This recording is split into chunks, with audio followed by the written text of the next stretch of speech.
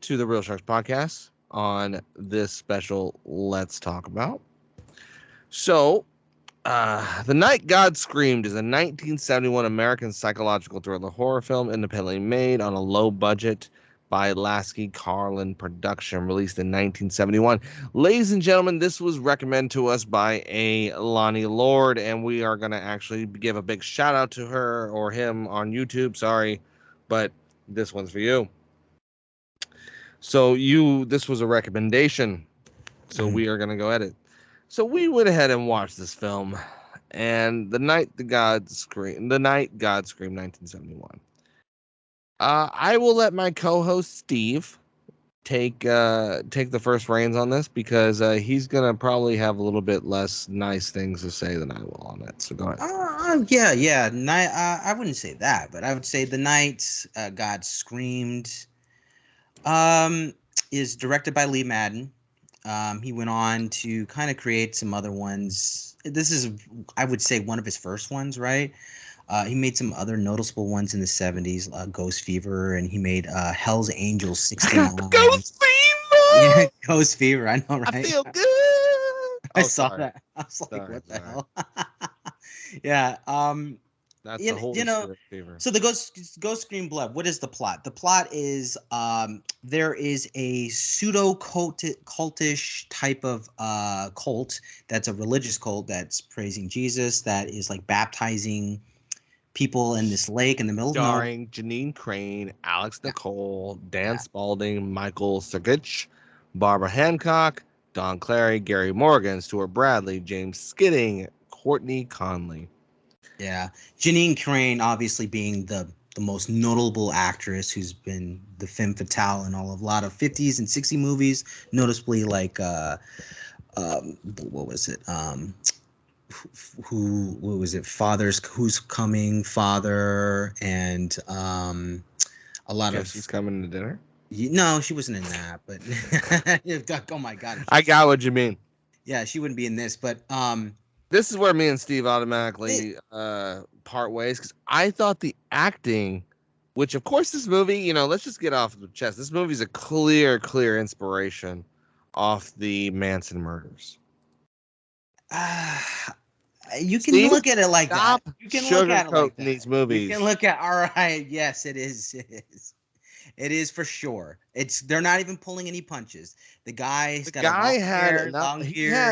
he had a fucking a unibrow that Anthony Davis, yes, dude, would be envious of. That man was crazy. That was, dude, he was rocking. That was sick. That was, people say a lot of things about unibrows or whatever, and they say, a unibrow means power. And usually I laugh at that notation. But when I saw that one, I was like, damn! That's a brow for days. He had a brow, bro. He had the beard. He had the long hair. He's wearing all white. That brow, Steve, was so prominent. He probably had to put some wax in that shit just to keep it fucking the way it was, man. But here's the thing about that.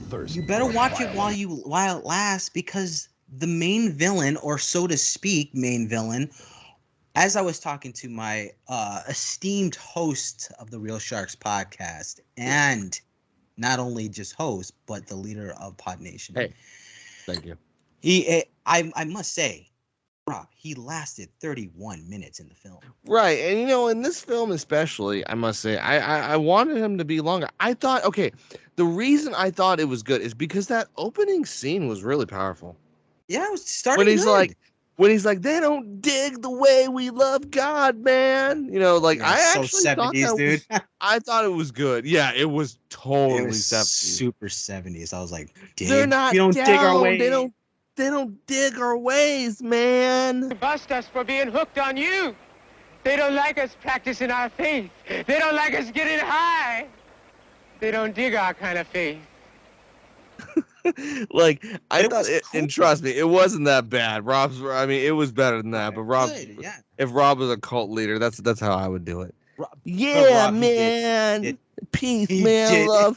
Love and flowers, man. They don't dig our ways, bro, man. Anyway, I see you guys are have probably lost all our audience right there. I know, probably going like, oh, I don't know about this, but here's the twist.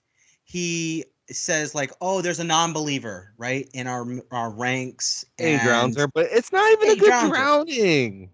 well, he's christening her, right? So like he's baptizing, and then it happens to be just drowning. And I don't really See, mind that I because wanted again, to bring this is this a up low because budget it's film. been This is a haunting low me budget for a long time.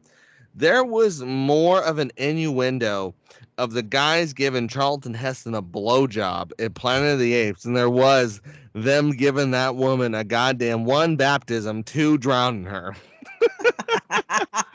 Because I you didn't know know what what it was. scene I I'm thought talking they about, were right? just Does baptized. anyone know Yeah. what scene I'm talking about? You don't know that scene, Steve? It's the scene How where do you they're know, all dude? they're swimming in the fucking the lake, and all of a sudden Charlton Heston gets up and there's that footprint. And for some god awful reason, the fucking director was like, "Okay, the two of you guys bend down and look at the footprint first, and then Charlie, you jump down and it just looks like they're just giving him And just a luscious double BJ right there, right on the fucking because of and then the camera, it was like yeah. It's the bad. shot, it was bad. Go back and look at that. What were we talking about? We're talking about this woman basically being drowned in the beginning of the film, and it was bad because it was. It was bad. It wasn't great. Steve, I'm not that there's a drunk, point trust where me. I he know lets what we're go talking of the girl, and then she's like, "I'll hold my own neck Mhm. underneath the water, and then I'll choke myself." And then the guy's like, "Oh wait, I'm supposed to do that." Dig our ways, man. All these 70-looking kids, but then so One yeah, of the that's what best happened. parts, Steve. One of the best parts, and we watched our audience because we're speaking of these scenes, is when the fucking pastor comes out and the motherfucker is laying on the cross, like.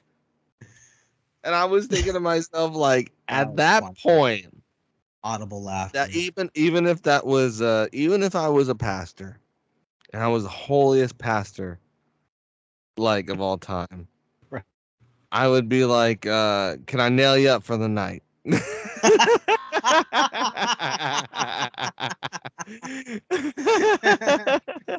if you think he's exaggerating, audience, he's not. The scene is ridiculous, this dude. Motherfucker lays on, and you know what, Steve? Let's just be honest here. And I don't mean to be mean to Lonnie Lord. This movie, I don't.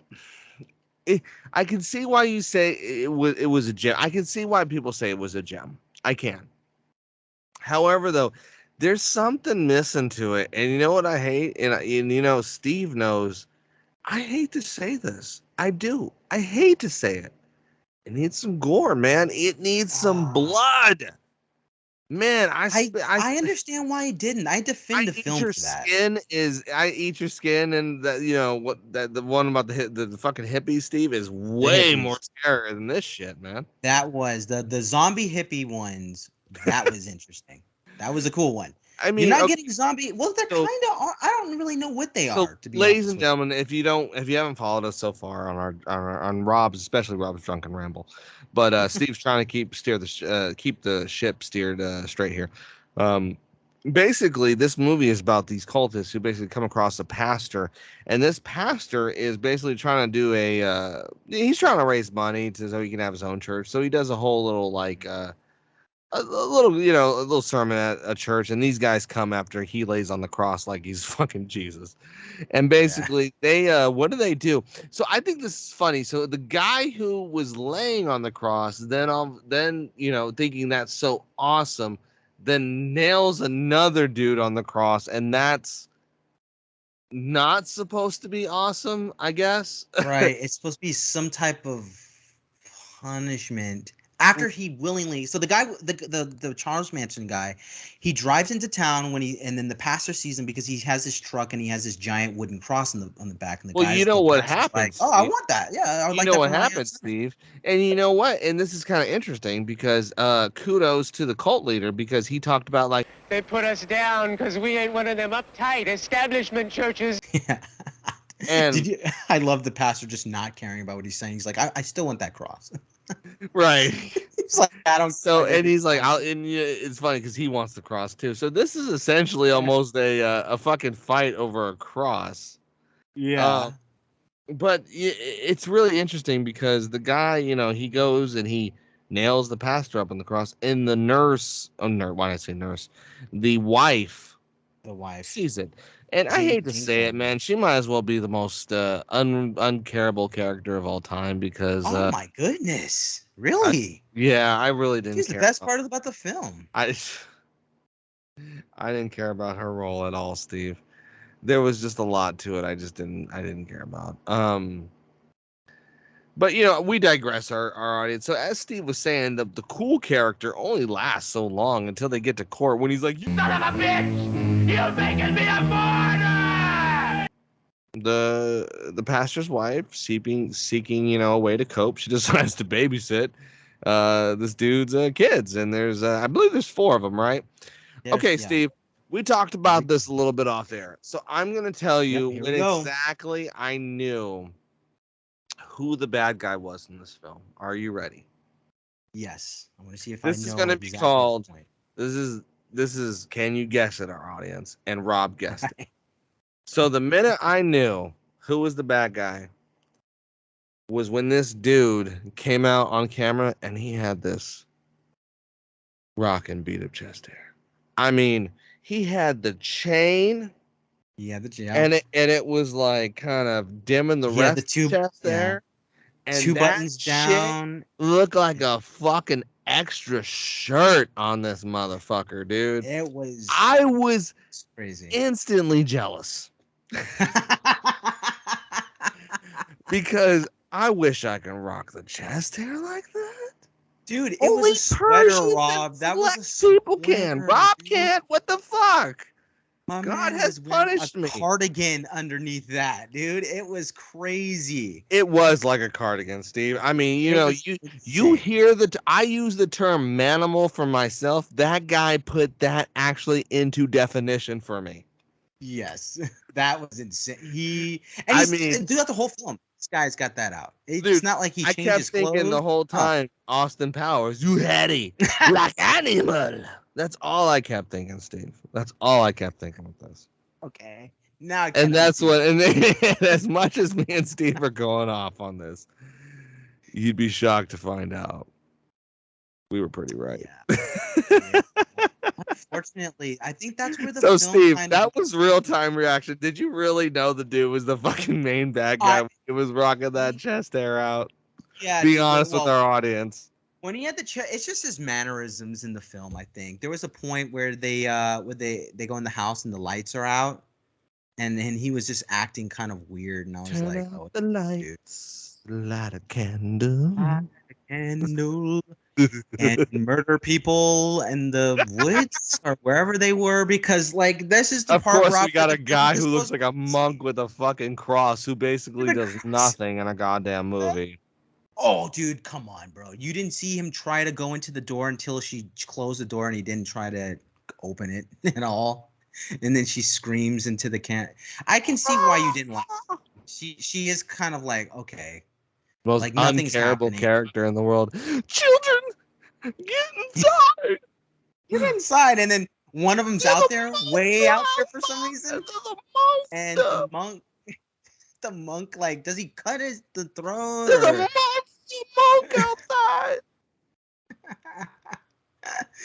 This movie, gosh, man. It was interesting. Lonnie Lord, we're not making fun of you. This was just you're not. Because I don't know. It was just kind of a I'm gonna get to my most favorite part of the movie because the movie did have a redeemable part, Steve. Now you're on your own. This is where me and Steve differ, our audience, because I actually legitimately enjoyed the ending.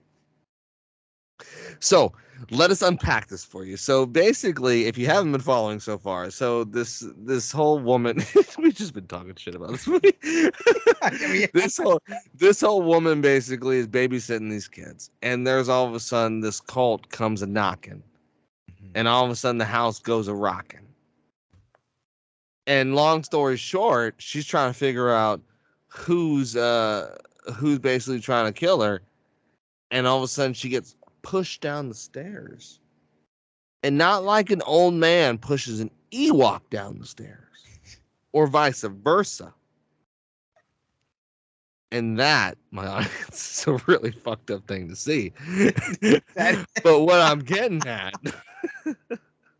Steve, shut up, is that the woman died.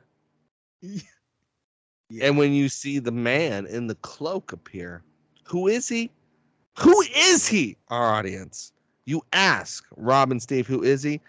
Well, Yeah. ladies and gentlemen, he basically stands in front of that camera and goes, I am a man. See? And he pulls out that rock and beaded chest hair.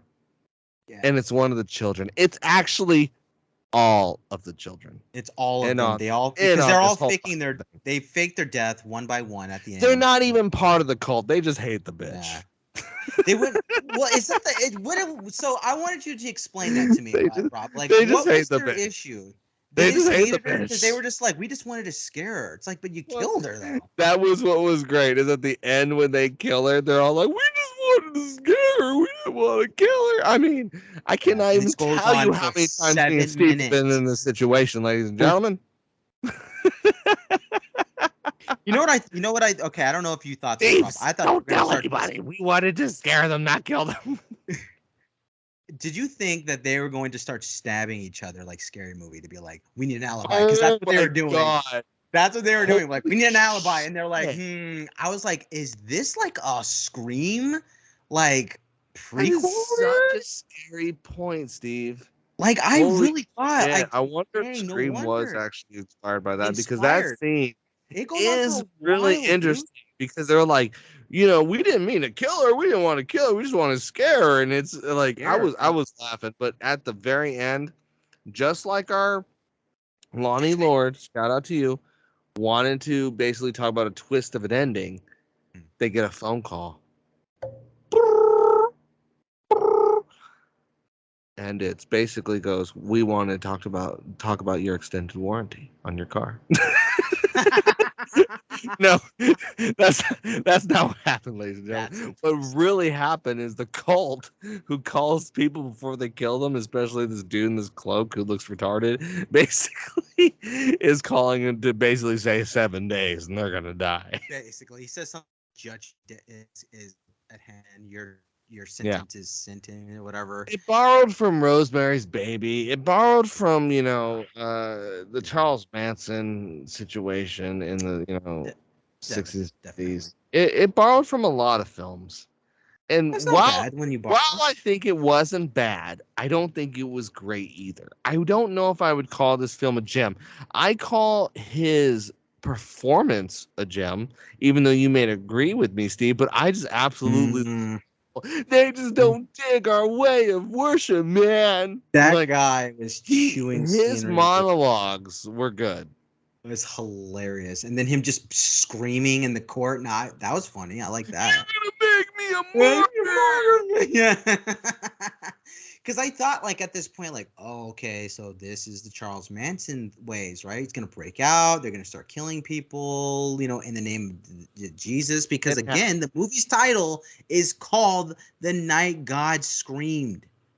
Didn't happen. There was some screaming, but I don't know. Again, for a 70s film, and I give it the pass. It gets a 5.8 out of 10. Rob, on IMDb, which is not bad, and I actually justify that. I will give my score really quick right now. I give this probably a 7. What? Yeah, I give it a 7, man. I as much crap as we talked about it. Here's my hey, man. My only I'm not gonna justify your my 7. Your early stages of psychosis. Yeah, it could be. I could be having early stages of dementia, or I just think that this is a good starting film for Lee Madden, who was probably a film major, bro, in the 70s. That was like the big boom of where everybody was taking chances. I will, God damn it, Steve, you kind of hit me here. You hit me, man. You rocked me. Come on, I'm man. Thunderstruck, bro. Thunder. You kind of changed my mind here. I thought so too. I took a long time, a day. I watched it again. I watched it. I 2 did watch times, it bro. twice. Yeah, I watched it because twice. I wanted to get a good grasp of it. And while I don't Yeah. think it was absolutely terrible, I guess you can say it's a gem in its own right. But Yeah. you know, I think the reason you think it's a gem is different from the reason I think it's a gem, because I Okay. think it's a gem based on the performances. I think you think it's a gem based on the whole like the dynamic idea of Yeah. it. I mean, because trust me, it is. I don't care what anyone Yeah. says. It did not come off as a shock. It came off as fucking hilarious. And I There's was two sides laughing. of the same coin, though, Rob. I was laughing. It I was dying. I loved it, dude. That guy's performance was hilarious. Even though he was in his short, You hated it. I thought he was good. I thought he was great. I did. When he was, you know what I liked when he was like looking up and he was like questioning, like, "Oh my God, is this it? Should I do more?" I was like, "Oh yeah," but then he screams and he's yelling and he's because they just don't dig our way of movie reviews, man. that's what. Yeah, that's what you're thinking the whole time. That's It our was me. ways, It man. was me in that water saying they just don't dig our way. We're just not one of those top 10 channels, man. We don't do top 10. We don't talk about kill clickbait. counts, man.